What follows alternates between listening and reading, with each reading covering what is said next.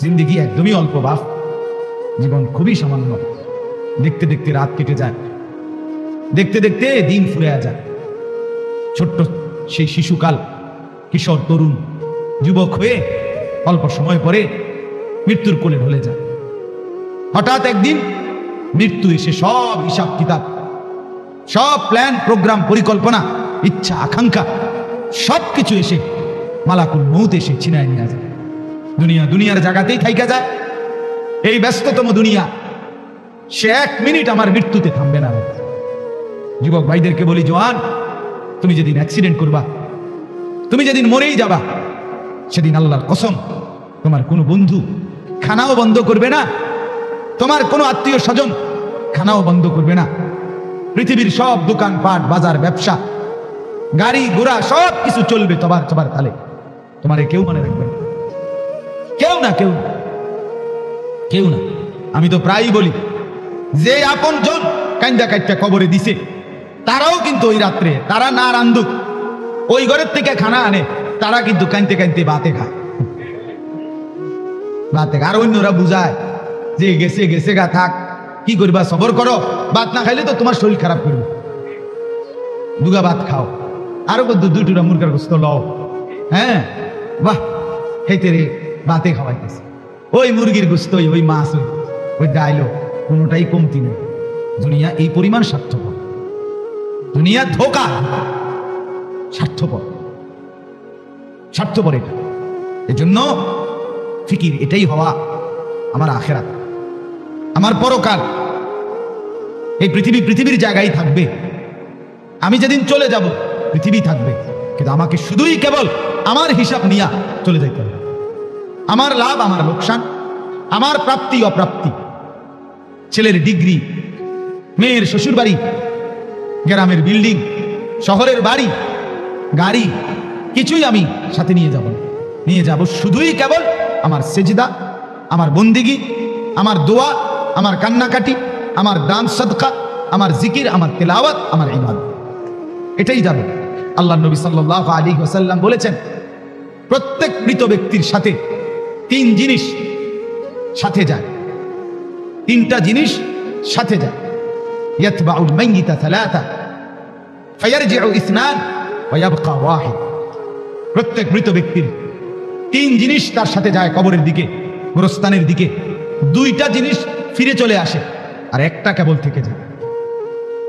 ওই মৃত ব্যক্তির সাথে 1 নম্বরে কিছু সামানা, যেমন একটা লাশের খাটিয়া, হ্যাঁ, একটা কাপড়, উপরে একটা চাদর বড়, এরপর একটা ছাতা, মনে করে এমন কিছু জিনিসপত্র, এগুলো সাথে যায়। কিছু আসবাব, আর কিছু আত্মীয় স্বজন সাথে যায়, কিছু মানুষ।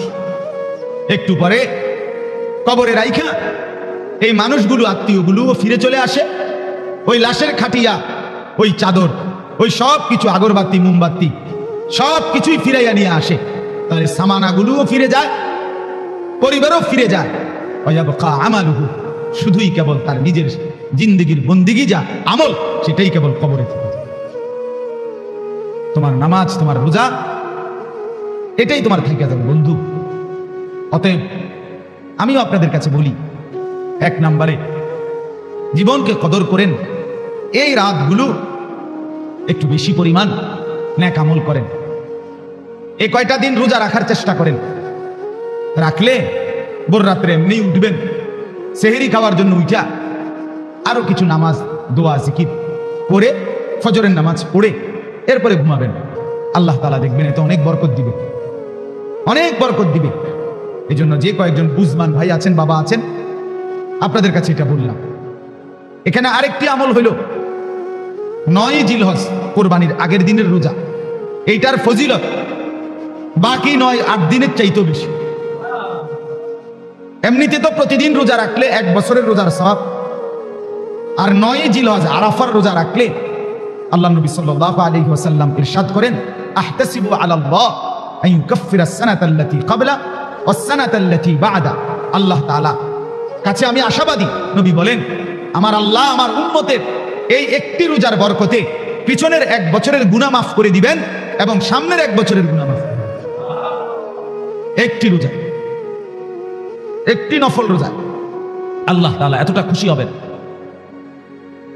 আমাদের ঢাকা ফরিদাবাদ মাদ্রাসার মুহতামিম, বাংলাদেশের শীর্ষ বুজুর্গ আলেম শেখুল হাদিস আল্লামা আব্দুল কুদ্দুস সাহেব দামাত বারাকাতুহুল আলিয়া, উনি বলেন আগামী 1 বছরের গুনাহ মাফ করে দিবে। মানে কি? লোকটা তো এখনো আমলই করে নাই, সামনের বছর তো এখনো আসেই নাই। তার মানে আল্লাহ তাআলা তাকে আগামী বছর গুনাহ থেকে বাঁচবার মতো হিম্মত, শক্তি, সাহস আল্লাহ দান করবে। অথবা আরেকটি অর্থ হলো আগামী বছর তার দ্বারা যদি কোনো গুনাহ হয়, আল্লাহ তাআলা জলদি জলদি তাকে তওবা করার মতো তৌফিক দান করবে। তাহলে এই জন্য 9টা রোজা ধারাবাহিক রাখতে পারেন। যার শরীরে 9টা কুলাবে না, আপনি 3টা রোজা রাখেন, 2টা রোজা রাখেন, 5টা রোজা রাখেন, যে যদ্দূর পারেন এদ্দুর। নবীর আমল একজন উম্মত একেবারে ফেলে দিতে পারেন, এটা একটা উচিত না। আপনি এটা নিজ কানে শুনছেন। এই যে বলেন, আপনারা যারা এখানে বসছেন, বলেন তো আপনারা আমার এই কথা এতক্ষণ যা বলছি পরিষ্কার শুনতে পারছেন? এবং আমি যে নবীজির নাম নিয়ে বলছি এটা বুঝছেন আপনারা? তাহলে এখন বলেন, আপনি মুসলমান, আপনি আল্লাহকে মানেন, আপনি নবী সাল্লাল্লাহু আলাইহি ওয়াসাল্লামকে নবী মানেন। অতএব একজন মুসলমান হিসাবে নবীকে ভালোবাসেন, মানেন হিসাবে টোটাল কথাটা অ্যাভয়েড করা, এটাকে কোনো পাত্তাই দিলাম না, এটা মুসলমানের পরিচয় হতে পারে। বিষয়টার কোনো গুরুত্বই দিলাম না। না রাত্রিবেলা একটু নফল নামাজ পড়লাম, না একটা দিন রোজা রাখার চেষ্টা করলাম। হুজুরের ওয়াজ হুজুরে লইয়া ক্যান্টনমেন্ট চলে গেল, আমি আমার ঘুম নিয়া, আমি আমার খানাদারা নিয়া, আমার বন বিড়ি নিয়া আমি আমার জিন্দিগিতে পড়ে রইলাম। আমার বাপ, এটা উচিত না। অতএব আপনারা যারা এই ভিতরে শুনছেন, এখন আর কেউ না মান, মনে করেন আপনাদের জিম্মাদার।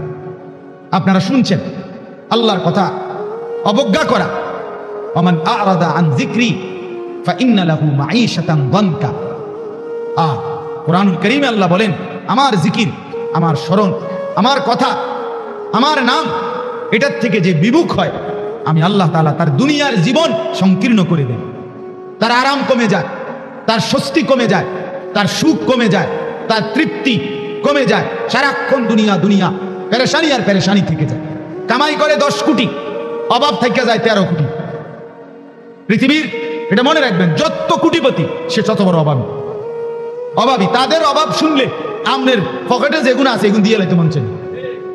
হ্যাঁ, আমি তো শুনি, অনেক শুনি, অনেক কোটিপতির কথা শুনলে মন চাই যে পাঞ্জাবি খুলে দিয়ে লাই, যে ধরেন আপনি আমার পাঞ্জাবি নেন, আমি আর লুঙ্গি আর গেঞ্জি গাও দিয়ে পাঞ্জাবি। হেরার বিপদ শুনলে, হ্যাঁ, এত বিপদ।